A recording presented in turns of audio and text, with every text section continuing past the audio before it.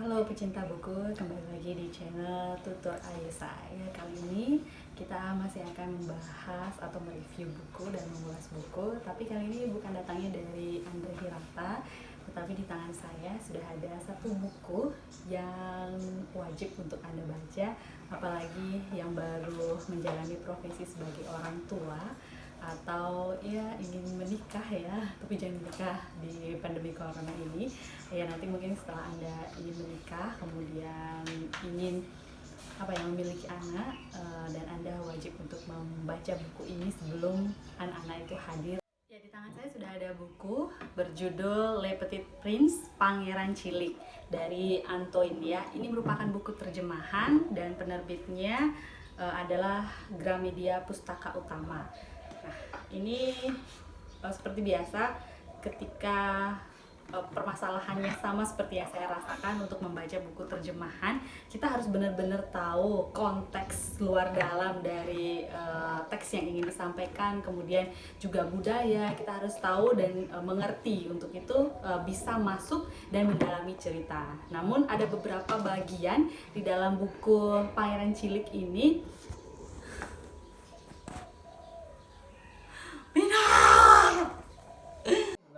kalau jangan dilihat sih mana.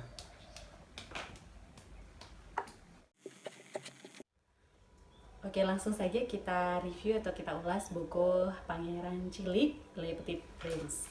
Oke, untuk ini kelebihan buku ini adalah disertai dengan ilustrasi gitu ya.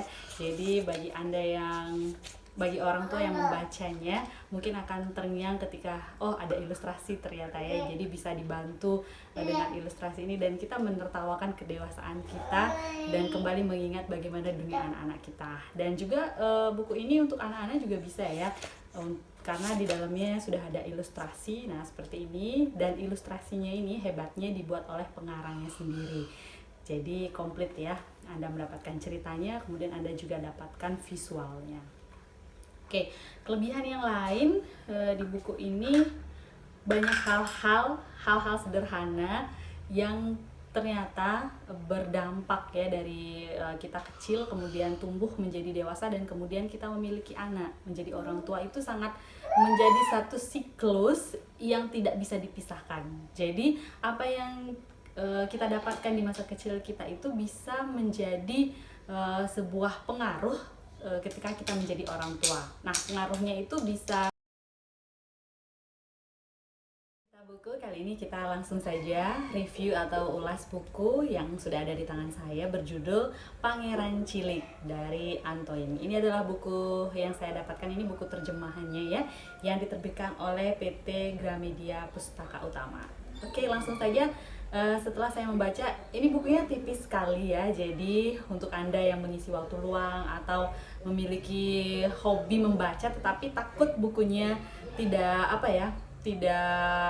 sampai habis gitu terbaca, tenang saja, ini hanya berapa halaman ya, 116 kurang lebih halamannya, jadi sekali duduk Anda bisa baca ya. Jadi ini khusus sekali untuk orang tua atau orang dewasa yang kangen sekali masa-masa kanak-kanak, atau mereka yang ingin sekali menjadi orang tua yang terbaik bagi anak-anaknya. Pasti ya, setiap orang tua ingin menjadi orang tua yang terbaik bagi anak-anaknya, tapi itu belum tentu di mata orang tua apa yang terbaik menurut orang tua belum tentu terbaik menurut anak, seperti itu. Jadi harus sering komunikasi, dan di buku ini salah satu ciri komunikasi yang baik antara orang tua dan anak juga diungkapkan.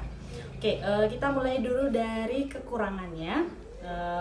Kekurangannya buku ini menurut saya ya, tidak ada karya sastra yang tidak baik, seperti itu. Jadi di sini saya hanya menangkap sedikit saja kekurangannya, tapi ini baik sekali untuk dibaca. Kekurangannya hanyalah, ini kekurangan dari novel terjemahan, ketika kita tidak memahami konteks yang ada di dalam suatu permasalahan atau suatu isu yang diangkat, maka kita akan menjadi terdiam sendiri, istilahnya loading gitu ya, lama untuk mengerti apa maksudnya ketika buku terjemahan ini tidak dimaknai secara konteksnya yang ada di dalamnya pada pembaca itu sendiri. Jadi kalau misalnya saya sendiri membaca buku terjemahan, harus mengetahui dan memperdalam konteks-konteks pembicaraan atau isu yang sedang dibahas untuk mengulas buku ini lebih mendalam.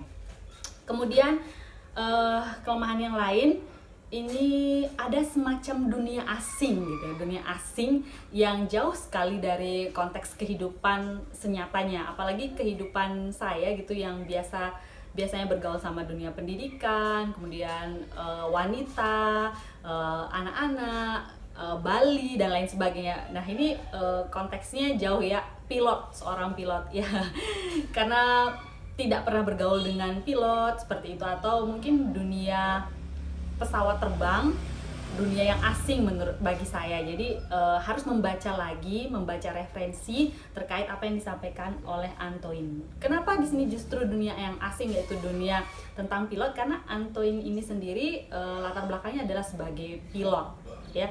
Jadi bagi Anda yang memiliki passion atau di dunia penerbangan gitu ya, atau memiliki cita-cita yang sempat tertunda terkait pilot dan lain sebagainya, ini buku ini cocok untuk Anda baca sampai habis. Pasti Anda memahami yang disampaikan oleh pengarang tanpa harus mencari referensi terlebih dahulu. Jadi enak membacanya gitu ya. Oke. Imajinasi tentang pilot tidak jauh-jauh dari buku ini ya. Contohnya misalnya seorang pilot yang terdampar di sebuah planet yang asing, kemudian bertemu dengan orang-orang asing, kemudian si anak yang disampaikan dalam cerita ini berjalan dari satu planet ke planet yang lainnya. Kalau dikembalikan ke dunia nyata kan rasanya tidak mungkin gitu ya, seorang anak bisa berjalan atau bisa terdampar di satu planet ke planet yang lainnya. Tetapi imajinasi seperti ini masih bisa diterima ketika disampaikan sesuatu yang unik, yang membuat kita bertanya-tanya, oh benar ya ternyata. Jadi ketika Anda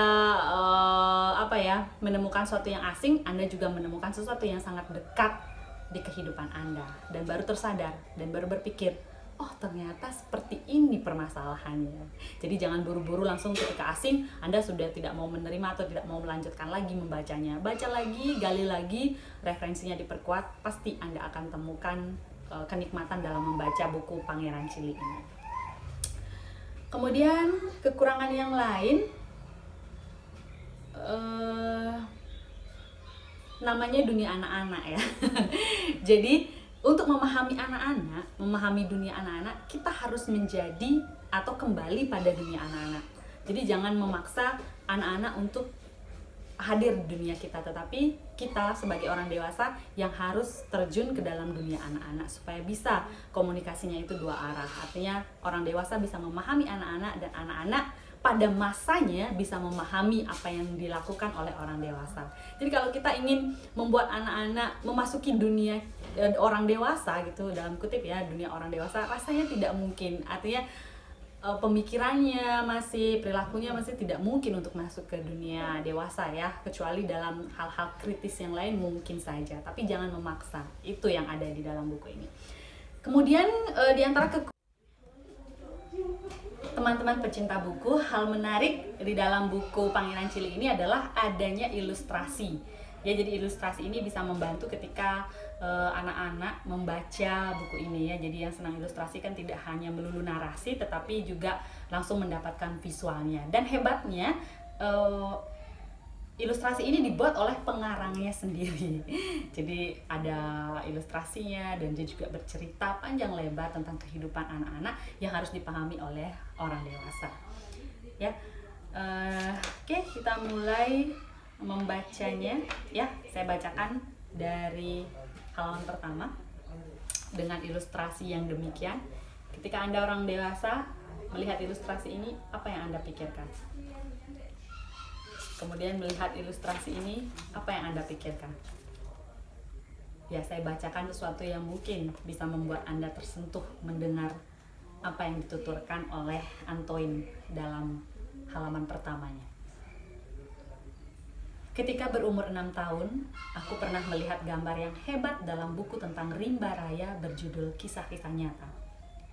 Gambar itu melukiskan seekor ular sanca yang sedang menelan seekor binatang buas. Inilah tiruan gambar itu. Dalam buku ini dijelaskan ular sanca menelan mangsanya bulat-bulat tanpa mengunyahnya. Kemudian mereka tidak mampu bergerak lagi dan tidur selama 6 bulan untuk mencerna mangsanya. Maka aku lama berpikir tentang kejadian luar biasa di rimba raya. Dan dengan sebuah pensil berwarna, aku pun berhasil membuat gambarku yang pertama. Gambarku nomor 1 rupanya seperti ini. Karya agungku itu kuperlihatkan kepada orang-orang dewasa, dan aku menanyakan apakah gambar itu menakutkan mereka. Mereka menjawab, "Mengapa harus takut pada topi?" Gambarku tidak melukiskan topi, tetapi ular sanca yang sedang mencernakan gajah. Maka aku menggambar bagian dalam ular sanca itu supaya orang dewasa dapat mengerti. Mereka selalu membutuhkan penjelasan. Gambarku nomor 2 seperti ini. Orang dewasa memberi aku nasihat agar mengesampingkan gambar ular sanca terbuka atau tertutup dan lebih banyak memperhatikan ilmu bumi, sejarah, ilmu hitung, dan tata bahasa. Demikianlah pada umur 6 tahun aku meninggalkan sebuah karir cemerlang sebagai pelukis. Semangatku patah karena kegagalan gambarku nomor 1 dan nomor 2. Orang dewasa tidak pernah mengerti apa-apa. Maka sungguh menjemukan bagi anak-anak perlu memberi penjelasan terus-menerus. Jadi aku harus memilih profesi lain dan aku belajar mengemudikan pesawat terbang. Aku telah terbang kemana-mana di dunia. Ternyata benar, ilmu bumi memang berguna bagiku. Dalam sekejap mata, aku dapat membedakan Cina dan Arizona. Ini sangat berguna bila kita tersesat pada waktu malam. Demikianlah aku banyak berhubungan dengan banyak manusia yang serius sepanjang hidupku. Aku lama hidup di tengah-tengah orang dewasa. Aku telah melihat mereka dari dekat. Hal itu banyak menambah penilaianku akan mereka. Kalau berjumpa dengan orang dewasa yang tampaknya sedikit cerdas, aku mengujinya dengan gambarku nomor 1 yang dulu sudah kusimpan. Aku ingin tahu apakah ia betul-betul punya pengertian. Tapi jawabnya selalu, ini topi. Maka aku tidak bercerita tentang ular sanca atau hutan belantara ataupun binatang-binatang.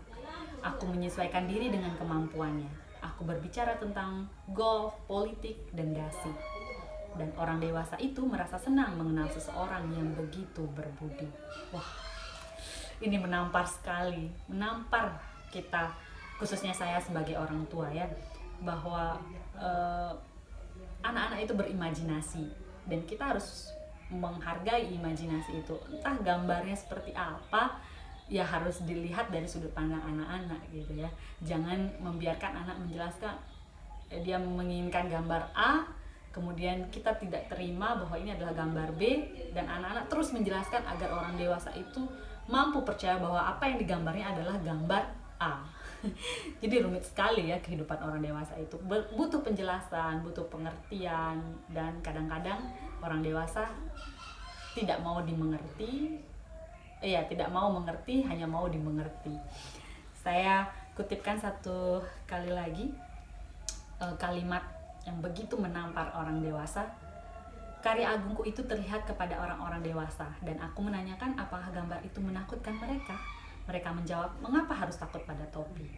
Gambarku tidak melukiskan topi, tetapi ular sanca yang sedang mencernakan gajah. Orang dewasa memberi aku nasihat agar mengesampingkan gambar ular sanca terbuka atau tertutup, dan lebih banyak memperhitungkan ilmu bumi, sejarah, ilmu hitung, dan tata bahasa. Demikianlah pada umur 6 tahun aku meninggalkan sebuah karir cemerlang sebagai pelukis. Semangatku patah karena kegagalan gambarku nomor 1 dan nomor 2. Orang dewasa tidak pernah mengerti apa-apa. Menampar sekali ya teman-teman. Kalau misalnya ada anak-anak yang sekarang sedang tumbuh, misalnya ya di usia seperti kita yang sudah menjadi orang dewasa, betapa patahnya semangat ketika orang-orang berlarian ingin menjadi dokter, ingin menjadi polisi, ingin menjadi guru, tetapi ada satu anak yang ingin menjadi mungkin profesi yang tidak pernah terdaftar sebagai profesi. Ya, kalau anak-anak zaman sekarang kan masih beruntung karena orang tuanya banyak yang milenial, banyak yang sudah terbuka sekali komunikasi, pemikiran, ide, dan sungguh sangat sungguh sangat bisa mengeksplor apapun yang dikehendaki. Dan profesi tidak hanya sebatas dokter, guru, polisi, atau yang lainnya. Sekarang sudah ada YouTuber, kemudian ada juga yang bikin siniar atau podcast dan lain sebagainya. Itu terbukti bahwa mereka bisa sukses di bidang yang mereka masing-masing.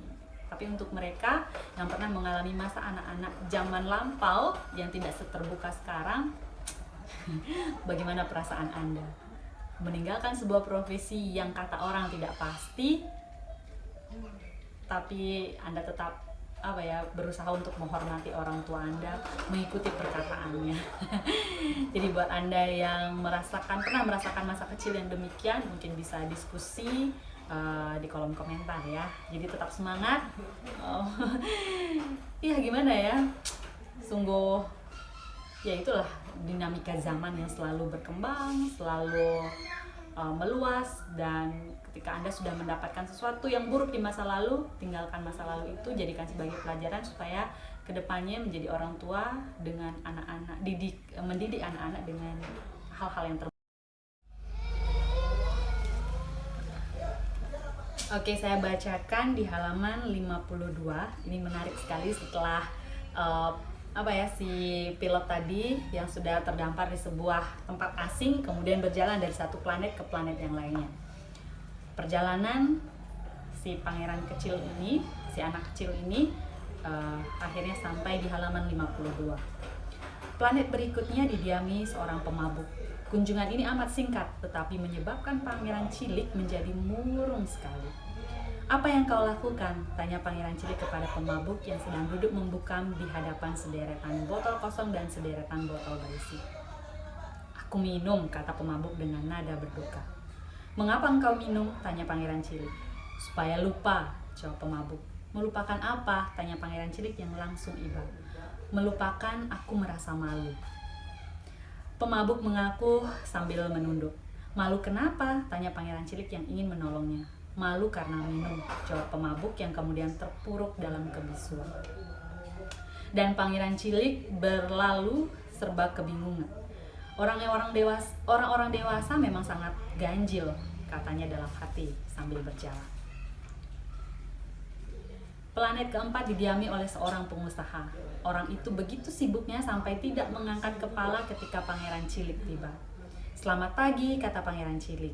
"Rokokmu padam." 3 tambah 2 sama dengan 5. 5 tambah 7, 12. 12 tambah 3, 15. Selamat pagi. 15 tambah 7, 22. 22 tambah 6, 28. Tidak sempat disulut lagi.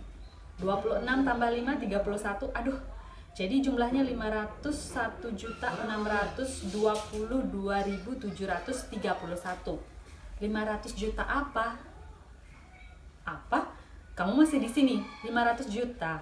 Aku tidak ingat, aku begitu sibuk. Aku ini orang serius, aku tidak mau membuang waktu dengan main-main. 2 tambah 5 sama dengan 7, 500 juta apa? Tanya lagi pangeran cilik. Yang selama hidupnya belum pernah melakukan pertanyaan yang telah diajukannya. Pengusaha mengangkat kepala. "Selama 54 tahun tinggal di planet ini, aku hanya 3 kali diganggu. Pertama kali 22 tahun yang lalu oleh seekor kumbang yang jatuh entah dari mana. Ia menebarkan bunyi yang begitu nyaring. Aku membuat 4 kesalahan dalam 1 penjumlahan. Kedua kalinya 11 tahun yang lalu. Aku diserang penyakit encok. Aku kurang latihan badan. Aku tidak punya waktu untuk mondar-mandir. Aku ini orang yang serius. Ketiga kalinya, inilah. Jadi tadi 501 juta. Jutaan apa? Pengusaha itu mengerti ia tidak akan dibiarkan tenang. Jutaan benda kecil yang kadang-kadang terlihat di angkasa. Lalat? Bukan. Benda-benda kecil yang berkilauan? Lebah? Bukan. Benda-benda kecil keemasan yang membuat para pemalas melamun. Tetapi aku ini orang serius. Aku tidak punya waktu untuk melamun. Oh, bintang. Ya betul, bintang. Dan apa yang kau lakukan dengan 500 juta bintang? 501.622.731. Aku ini orang serius. Aku teliti. Dan apa yang kau lakukan dengan bintang-bintang itu? Yang kulakukan, tidak apa-apa. Aku memilikinya. Engkau memiliki bintang-bintang? Ya. Tapi aku melihat seorang raja yang raja-raja tidak memiliki. Mereka berkuasa. Sama sekali lain. Dan apa gunanya memiliki bintang-bintang? Gunanya aku kaya. Dan apa gunanya menjadi kaya? Untuk membeli bintang-bintang lain jika ada yang menemukannya. Yang ini, pikir Pangeran Cilik. Caranya berpikir sama dengan si pemabuk. Namun ia bertanya lebih lanjut. Mengapa? Bagaimana dapat memiliki bintang? Siapa yang punya? Tangkis pengusaha dengan nada kesal. Aku tidak tahu, bukan milik siapa-siapa. Jadi punyaku karena aku yang pertama memikirkannya. Cukup begitu. Tentu saja, jika kamu menemukan berlian yang bukan milik siapa-siapa, itu menjadi milikmu. Jika kamu menemukan pulau yang bukan milik siapa-siapa, itu menjadi milikmu. Jika kamu yang pertama mempunyai suatu gagasan, kamu patenkan, kamulah yang memilikinya. Dan aku memiliki bintang-bintang karena tidak seorang pun sebelum aku pernah berpikir akan memilikinya. Betul juga, ujar Pangeran Cilik. Dan apa yang kau lakukan dengan bintang-bintang itu? Aku mengelolanya, aku menghitung dan menghitungnya lagi, kata pengusaha. Itu susah, tetapi aku orang yang serius. Pangeran Cilik belum juga puas. Aku kalau mempunyai sehelai selendang, aku dapat melilitkannya di leher dan membawanya. Aku kalau mempunyai sekuntum bunga, aku dapat memetiknya dan membawanya. Tetapi aku tidak dapat memetik bintang-bintang. Tidak, tapi dapat kusetorkan di bank. Apa artinya? Artinya aku menuliskan jumlah bintang-bintangku pada secari kertas, lantas kertas itu kukunci dalam laci. Cukup begitu? Iya, cukup. Cukup juga, pikir Pangeran Cilik. Cukup puitis, tapi tidak begitu serius. Mengenai hal-hal serius, Pangeran Cilik mempunyai pandangan yang amat berbeda dengan pandangan orang-orang dewasa. Aku, katanya lagi, aku mempunyai sekuntum bunga yang kusirami setiap hari. Aku mempunyai 3 gunung berapi yang kubersihkan setiap minggu. Aku juga membersihkan yang sudah mati. Siapa tahu, bagi bungaku dan bagi gunung-gunungku ada gunanya aku memilikinya. Tetapi kau tidak ada gunanya bagi bintang-bintangmu. Pengusaha membuka mulut tetapi tidak menemukan jawaban. Dan Pangeran Cilik pun berlalu. Orang-orang dewasa itu benar-benar sangat luar biasa, katanya dalam hati selama perjalanan. Ya, benar sekali ya, saya garis bawahi. Jika kamu menemukan berlian yang bukan milik siapa-siapa, itu menjadi milikmu. Jika kamu menemukan pulau yang bukan milik siapa-siapa, itu menjadi milikmu. Jika kamu yang pertama mempunyai satu gagasan, kamu patenkan, kamulah yang memilikinya. Ya, seperti itu. Jadi hal kecil tentang filsafat sudah diceritakan oleh seorang pangeran cilik yang menemukan arti kehidupan ketika dia tahu untuk apa dia hidup. Begitu kira-kira ya. Jadi ini hanyalah sepenggal yang saya bacakan.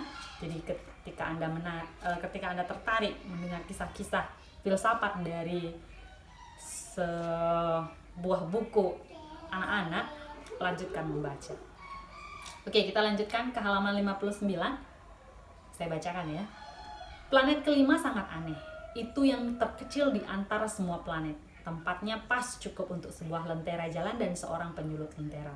Pangeran Cilik tidak dapat mengerti apa gunanya di tengah-tengah angkasa di suatu planet tanpa rumah, tanpa penduduk, sebuah lentera dan seorang penyulut lentera ada. Namun ia berkata dalam hati, barangkali orang itu tidak masuk akal, tapi ia lebih masuk akal daripada raja, orang sombong, pengusaha, dan pemabuk. Paling tidak pekerjaannya mempunyai arti. Waktu ia menyulutkan lenteranya, seolah-olah ia melahirkan sebuah planet baru atau sekuntum bunga. Waktu ia memadamkan lenteranya, bunga dan bintang pun tertidur. Itu pekerjaan yang indah. Itu betul-betul berguna karena indah. Ketika tiba di planet itu, Pangeran Cilik menyapa penyulut lentera dengan sopan. Nah, ini ilustrasinya. Bahwa di sebuah planet yang asing, tanpa penduduk, tanpa rumah, ada seorang penyulut lentera lengkap dengan lenteranya. Satu hal yang dapat saya pahami, bahwa apapun yang terjadi di dunia ini, ya direfleksikan ke dunia ya, apapun yang terjadi di semesta ini tidak ada yang tidak beralasan, termasuk pandemi corona ini. Banyak sekali hikmah yang kita dapatkan ya, baik hikmah, ya kalau kita selalu berpikiran positif, apapun hikmahnya itu pasti positif ya. Sekali lagi, apapun yang ada di semesta ini tidak tanpa alasan kehadirannya ya. Jadi semuanya punya alasan, dan pandai-pandailah orang mencari sisi positif dari setiap alasan keberadaan semesta, keberadaan kebahagiaan, keberadaan kesedihan, dan mengapa harus berjumpa dengan kita sebagai manusia yang kerdil di mata semesta. Oke, saya bacakan lagi. Selamat pagi, mengapa lenteramu baru kau padamkan? Itulah aturannya, jawab penyulut. Selamat pagi. Apa itu aturan? Memadamkan lentera, selamat malam. Dan dia menyulut lagi. Tapi mengapa kau menyulut lagi? Itulah aturannya, jawab penyulut. Aku tidak mengerti, kata Pangeran Cilik. Tidak ada yang perlu dimengerti, jawab penyulut. Aturan adalah aturan. Selamat pagi. Dan lentera dipadamkannya lagi. Lalu ia menyeka dahinya dan dengan sapu tangan berkotak-kotak merah. Pekerjaanku sangat menyiksa, dulunya masih masuk akal. Pagi-pagi aku matikan dan malam hari aku nyalakan. Sisa harinya aku bisa istirahat dan sisa malamnya bisa tidur. Dan aturannya berubah sesudah itu. Aturan tidak berubah, kata penyulut. Justru itulah soalnya. Planetnya tahun demi tahun berputar semakin cepat, sedangkan aturannya tidak berubah. Lalu, tanya Pangeran Cilik. Lalu sekarang berputarnya sekali dalam 1 menit, maka sedetik pun aku tidak dapat istirahat. Aku menyalakan dan mematikan sekali setiap menit. Nah, ini lucu. 1 hari di planetmu lamanya 1 menit. Sama sekali tidak lucu, kata penyulut. Sudah 1 bulan kita bercakap-cakap. 1 bulan? Ya, 30 menit. 30 hari, selamat malam. Dan lentera dinyalakannya lagi. Pangeran Cilik memandangnya dan merasa sayang pada penyulut lentera yang begitu taat pada aturannya itu.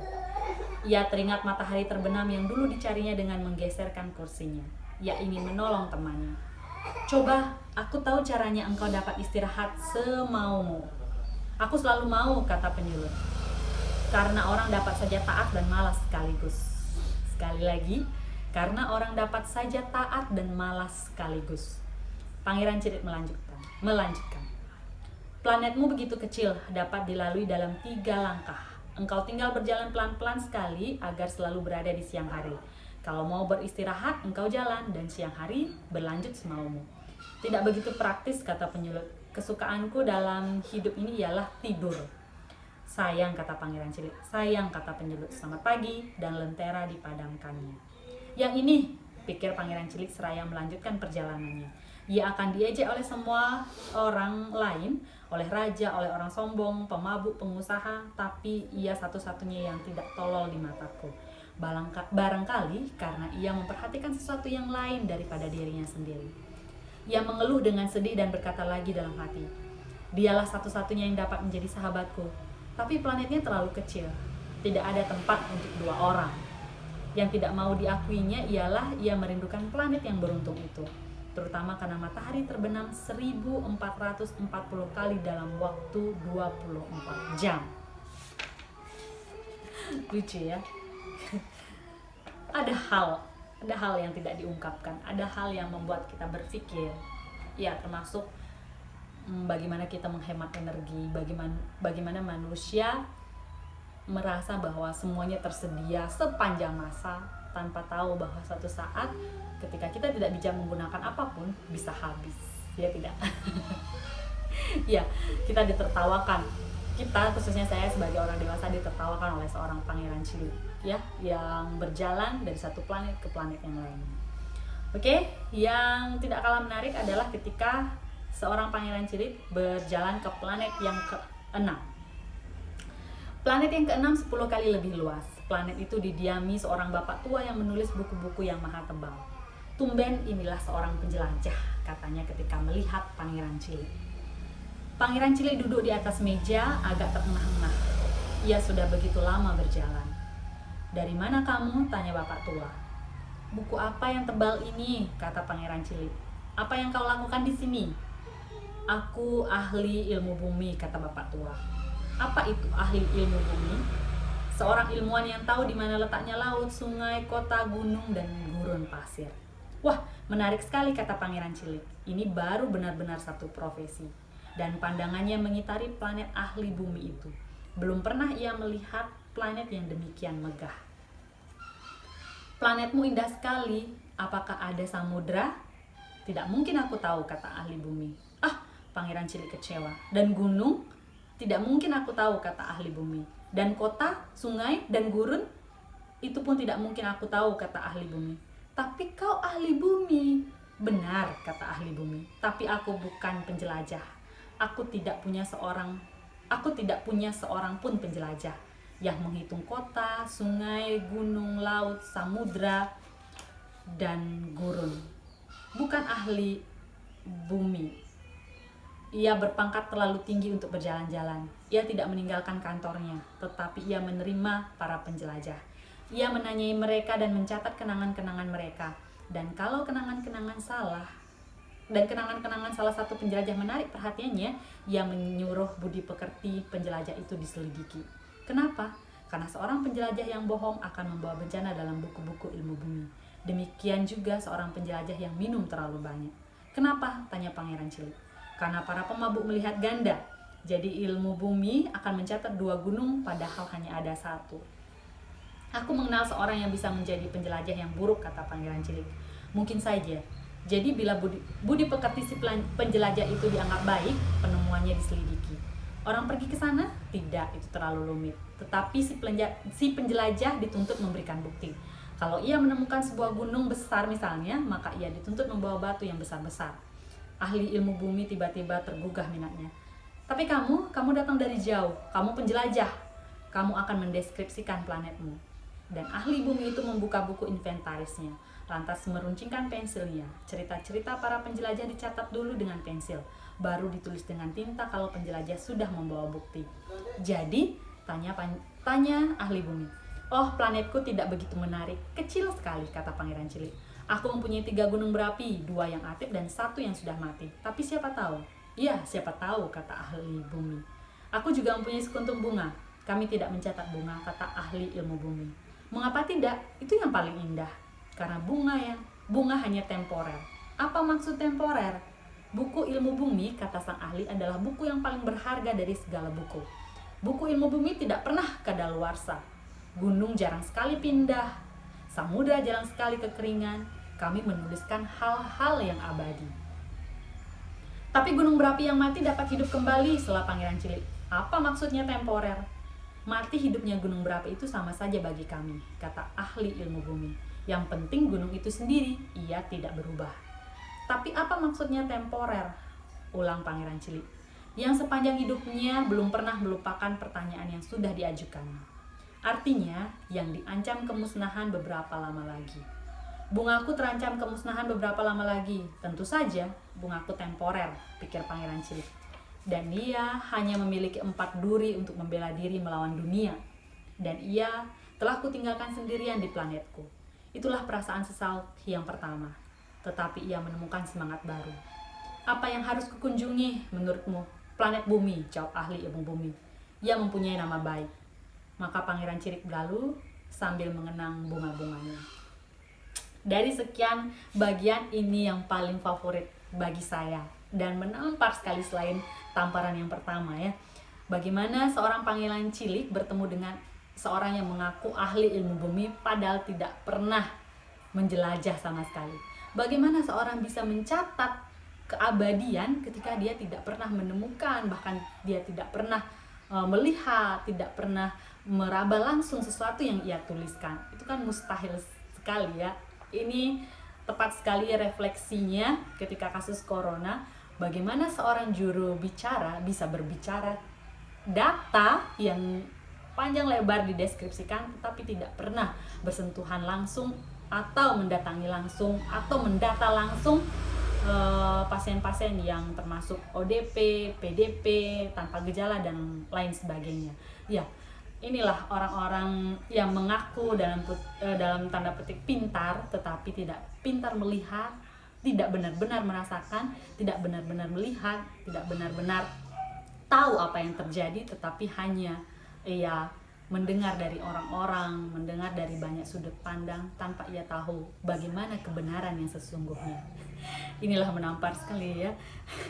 Jadi pertanyaan-pertanyaan Pangeran Cilik yang tidak pernah dia lupakan ternyata bisa membuat orang dewasa tidak ada artinya, tidak ada apa-apanya. Dengan melihat atau membaca dan menyimak sangat detail buku dari halaman per halamannya, saya menjadi bertanya, sudahkah saya menjadi orang yang dewasa?